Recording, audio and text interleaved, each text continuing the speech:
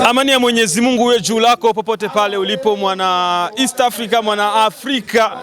Bana, hii ni platform show na hapa tupo kwenye sherehe zetu, moja kati ya kipindi ambacho kinakupa burudani kutoka hapa. Bana, mimi Mvano mtangazaji, kama ilivyo ada ya kituo chetu hiki, huyu ambaye mnamuona mbele yako hapa ni mmoja kati yao, tuseme kiongozi wa kundi ambalo limeweza kuperform siku ya leo kwenye hii sherehe zetu. Bana, mnavyowaona watu wawili hapa, kuna dada yetu Aisha hapa, alafu kuna ndugu yetu CP pale, wamefunga ndoa siku ya leo au wanasherekea siku ya leo ndoa yao. Tutakwenda kuzungumza na kiongozi hapa, atuambia vitu vingi kuhusiana na kundi ambalo limeweza kuperform pale na sherehe kwa ujumla anaionaje. Habari kwanza za jioni. Salama baba. Upo vizuri? Tunamshukuru Mungu. Majina unaitwa nani? Mimi naitwa Alima Sinzingai. Alima, kundi lenu linaitwaje kwanza? Naitwa Itorero Inganji. Na mpo maeneo gani?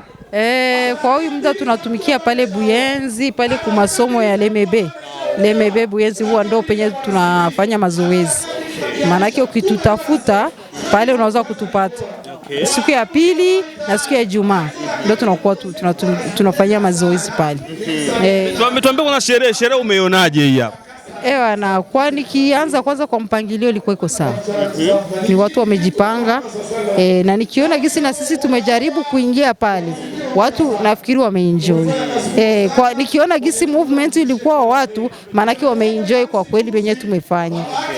Na imekuwaje ndugu yetu wanawachagua nyinyi, kwa sababu makundi yako mengi sana? Kwa nini amewachagua nyinyi? Nafikiri anaweza kuwa ana parmarese zetu. Sisi tuko wa zamani, sio wa hivi sasa. Tuko watu wa zamani, maanake avant 2015 2000 combien tuko tunatumikia pale kwa ambasade ya Rwanda. Ndio alikuwa kitutafuta pale, wanakuja kututafutia pale kwa ambasade ya Rwanda. Lakini kwa huyu muda tuko tunatumikia tu ni pale penye niliwaambia. Kundi mko watu wangapi? Nimeona hadi watoto nimeona hapa. Tuko wengi, kuna wengine wenyewe hawakuweza kufika, lakini tunafika hata 30. Wamefika hadi 30. Okay. Na miongoni mwa vitu ambavyo nimeona watu wengi bado wamewapongeza pale, kuna vitu kama sijui ni vya kwenu nyinyi wenyewe au sijui mmevitoa wapi. Hebu tuambie kile ambacho tumekifanya pale, mnakitoa wapi hasa? Ile manake na sisi tu huwa tuna create, unatizama unasema sasa hapa tukipange aje. Ni kuikaa pale na watu wenyewe huwa wana uzoefu mwa hicho kitu, alafu tunapanga, tunasema leo hivi tufanye hivi, na hata wengine wakituita hivi wenyewe unaona leo tutabadilisha. Tunabadilisha tu, huwa tunaweka tena vingine vipi. Manake tunaweka tu ni muhivyo. Tuna create kwa ajili tubadilishe, watu watuone, wenyewe tuone kwa ile harusi, waone vingine kwa wengine harusi. Na baba harusi na bi harusi mwaonaje kwani? Wako sawa. Vizuri.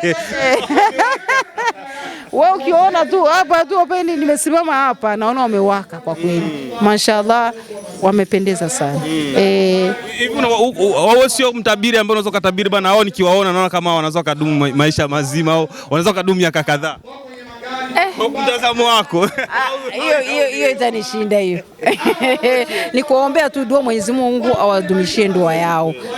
Hicho ndio kikubwa, lakini vingine ya kupata kusema nijue kwa nimekudanganya. Okay. Na kuna vijana ambao tunatazama sasa hivi wanatamani kuingia kwenye ndoa lakini wanaogopa. Kama una chochote cha kuweza kuambia, kuwashauri, muda ni wako. Unaweza kushauri bana. Wanaona wengine gisi biko, wanaona wengine gisi amefanya. Sina wenyewe wakweta na kusema hivi, kwa nini ule amefanya? Mimi siwezi kufanya kwa ajili ya nini? Na yeye wako na ile moyo wa kusema na mimi acha na mimi nifikie kwa kile kiche mwenzangu alifikia. Wasisikie uoga. Wasisikie, hakuna uoga gani?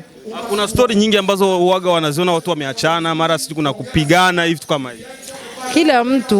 Kila mtu ana maisha yake. Wewe usizamii maisha ya mwenzako. Wewe ingia kwanza kwa hicho kitu, utajua chako kikwaje. Kwa ajili kila mtu ana mpangilio yake. Usifuatilia mwenzako, utaanguka. Na kwa kumalizia hivi, ndoa mtu anazingatia ni akitaka labda hivi anataka kuoa au kuolewa, kitu gani ambacho andaye nacho? Maana yake ukizingatia ni kumweka tu Mungu mbele moyo ndoa yako. Maana yake ukimweka Mwenyezi Mungu mbele, kila kitu atakukita kwa sawa. Anayemtegemea hawezi kuaibika. Shukrani sana kwa haya, na mimi nashukuru sana kwa kuona mmeniita, mnataka mtujue. Nafikiri kwa muda hapo wote hivyo wanaweza kutusikia, wanajua Itorero Inganji iko maeneo gani. Haya, shukrani. Shukrani pia.